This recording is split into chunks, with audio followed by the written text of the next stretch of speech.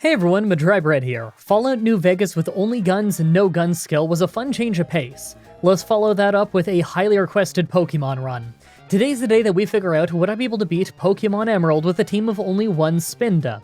Spinda is a weird one. First, by stats, it's completely even, with a base 60 in everything.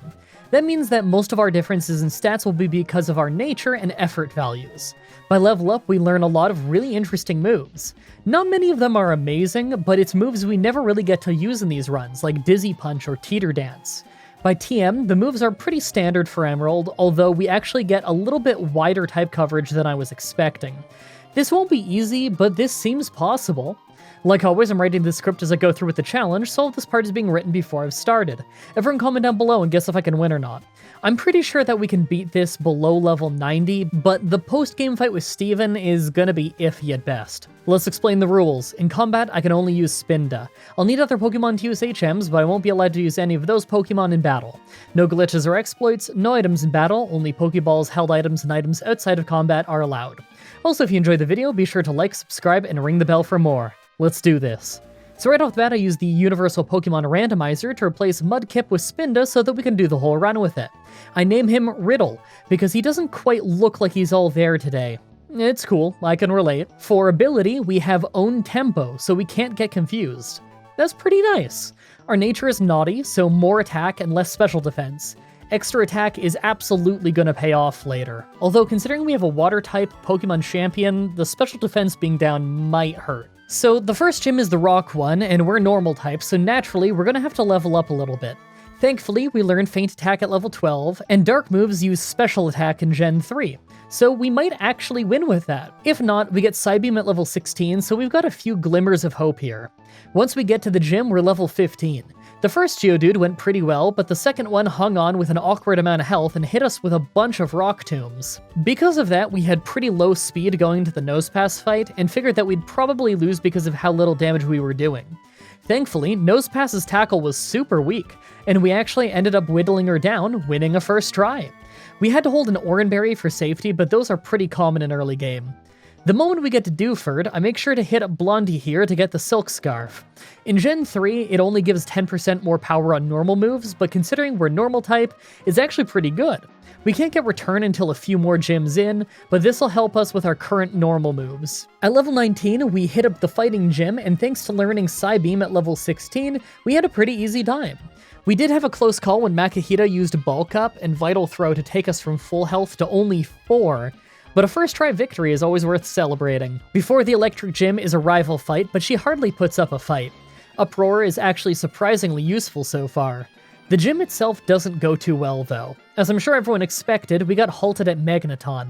He doesn't hit us that hard, but we're always paralyzed by then, and we hardly deal any damage. We can't get Dig yet, so I think we're just gonna have to grind a few levels for a new move. Thankfully, 2 levels later, and we get Teeter Dance, basically Confuse Ray. It's a 100 accuracy confusion move. Anyway, after half a dozen tries with that, we got this great run where we crit Magneton to take it out, and Dizzy punched our way through Manectric for the win. Now, we may not have had any good TMs before, but after a bit of travel, we're going to do the first Maxi fight, and right after that, we can pick up Return.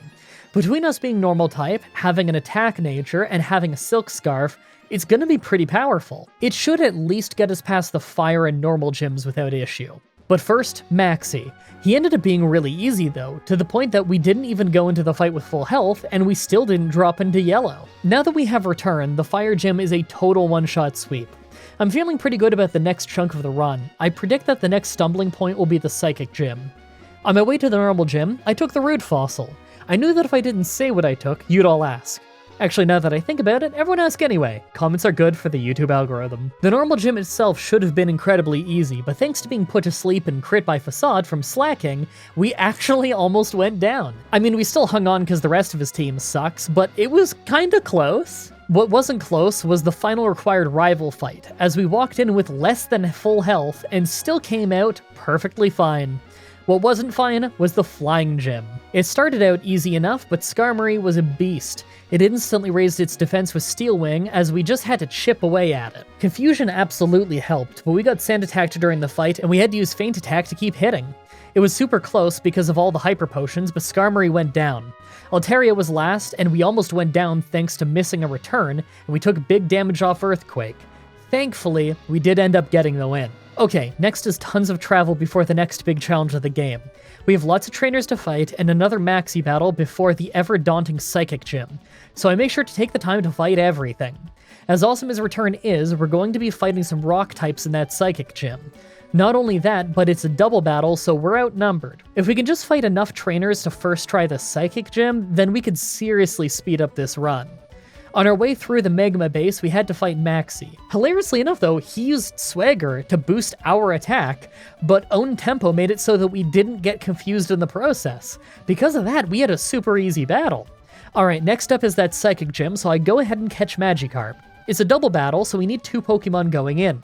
Magikarp can't do damage though, so that's why we picked it. I took a few tries at the fight, and it was surprisingly easy to take down their starting team, but I could never get past Solrock or Lunatone. Let's grind up a few levels and grab the TM for Shadow Ball and see if we can win that way. It's not much stronger, but it's a little stronger. Plus, Ghost moves are physical in Gen 3 for some reason, so at least it uses our attack. 4 levels later, and I try a few more times.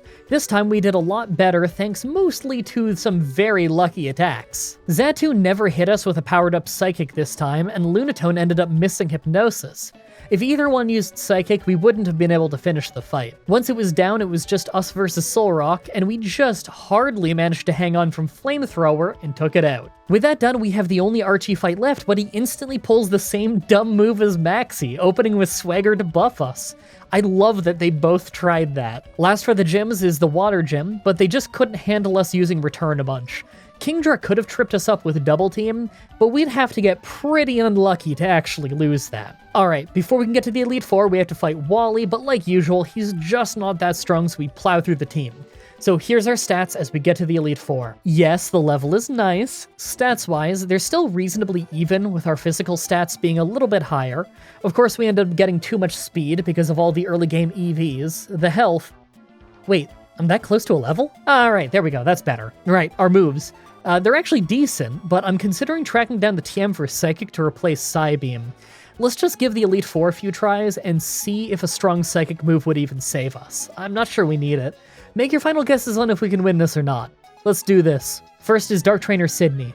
This ended up being super easy though, because in spite of us getting hit with Intimidate right off the bat, Sydney does the same thing as Maxi and Archie. He used Swagger to boost our attack, but we can't get confused, so we just use the damage boost to sweep him. Second is Ghost Trainer Phoebe. This fight starts off annoying with Dusclops just wasting your power points with Protect and Pressure, but after that, Shadow Ball dealt with pretty much the whole team with no real issue on the second try. Third is Ice Trainer Glacia. I gave this one a few good tries, but we just get whittled down pretty fast between Hail and their non-stop ice moves. The good news is that we're pretty close to one-shotting a lot of them, so it would probably take about 5 more levels to fix this. At level 76, we give it another try, and pretty quickly we end up winning thanks to taking down all of our early Pokemon much faster. Fourth is Dragon Trainer Drake. This one is exactly what I didn't want it to be. A war of attrition. We're slower than some of Drake's team even when we don't get our speed lowered, so we end up taking hits here and there throughout the whole fight no matter what.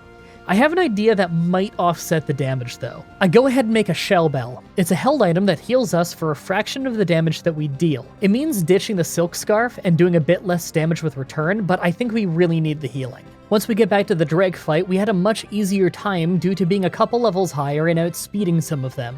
The real threat was the Salamence at the end. We lose attack to Intimidate, so I went for Teeter Dance right away. We got hit hard and went down to red health early as we just had to keep hitting him and hoping Confusion would keep him off of us. Eventually, he healed again with a full restore, so we had to hit him again, then confuse him. He did manage to get one last attack in, but we had built up just enough health from the Shell Bell that we survived Crunch with only 3 health to finish him off. Finally, the Pokemon champion Wallace. First up is Wailord, so we hit Return right away, just in case of Water Spout. He ended up using Rain Dance though, so we just finished him off.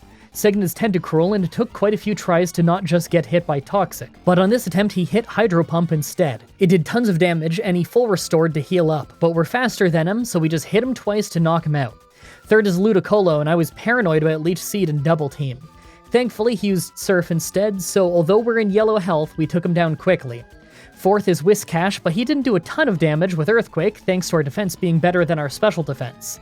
Fifth was Water Onyx, so our attack is down due to Intimidate, so right away we used Teeter Dance to confuse him. It ended up working perfectly, as he hit himself twice, giving us an easy knockout. Last was Melodic, so we went for Teeter Dance again. He ended up going for Toxic, but he missed, so we hit Return for half his health and damage. We took a decent chunk of damage off Surf, and I was worried that our Return would leave him with a sliver, but he ended up going down, winning us the run. With that done, we get into the Hall of Fame and we beat the game, but you know it's not quite over yet. There's a post-game fight with Steven Stone to try. We really don't stand a chance right now, but with some grinding and some rare candies, we might be able to beat him at level 100. I actually ended up winning this run pretty early, so I don't mind taking the extra time to grind out a few more levels against the Elite Four, then just eat a bunch of rare candy. Let's give it a try. So, I'm honestly really surprised it turned out this way, but would you look at how little damage we're dealing? Yeah, we lost nearly every attempt in the first matchup thanks to getting hit by Toxic all the time. We probably could have gotten through this with tons of luck from confusion, but it really would be tons of attempts, like over 50 probably? We don't have any new moves we can learn to deal with steel types either, so I'm very strongly getting the feeling that this just isn't happening. What you're seeing right now is my best attempt, and the only one where we got past Skarmory at all just ended up getting put down pretty decisively by Armaldo. I probably should not have spent that last bit of time grinding out levels. Well, that was overall pretty good. We won the challenge at a lower level than I expected, so that's always a plus. I really hope you guys liked that run. For next Saturday's Pokemon Challenge, we'll be doing another very highly requested and pretty hard-looking one with Pokemon Gold with only one Wooper. It's got a base stats of like 210, it's awful. As always, I'm looking forward to your suggestions in the comments, in the challenge request section of my Discord channel, and on Twitter. Subscribe, ring the bell, stay tuned. If you want to see me do more challenges like these, please let me know in the comments or on Twitter. I can always use more ideas from you guys on what I should do next. Also, check out the playlist in the description if you want to watch all the Pokemon challenges that I've already uploaded. If you guys want to see more Pokemon stuff from me, my friend What a Geek and I have done randomizer playthroughs of Heart Gold and Soul Silver, Black and White, Red and Blue, and now we're doing Omega Ruby and Alpha Sapphire over on his channel, linked in the description. You can also watch myself, What a Geek, and Gooseit playing Pokemon here on my channel. We've done Pokemon Stadium, Pokemon X, and now we're doing my first ever time playing Pokemon Mystery Dungeon Blue Rescue Team. Also come to my Twitch TV streams and tell me that this video sent you. It's always cool to hear how you found the channel. Thank you everybody so much for watching, and until next time, have a nice day.